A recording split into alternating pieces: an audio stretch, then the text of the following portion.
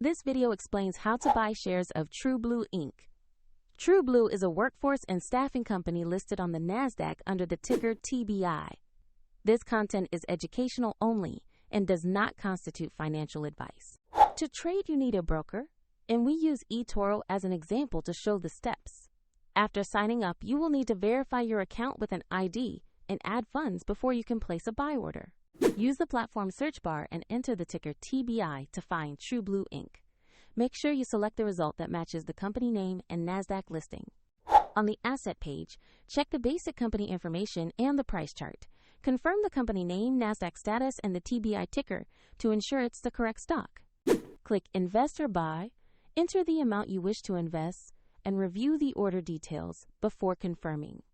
If the market is closed, the order will be queued or executed when it reopens. And if you don't have enough funds, the platform will prompt you to add money before final confirmation. After execution, your position will appear in the portfolio view, where you can track it. For convenience, the link to eToro is in the video description if you want to follow the same demonstration.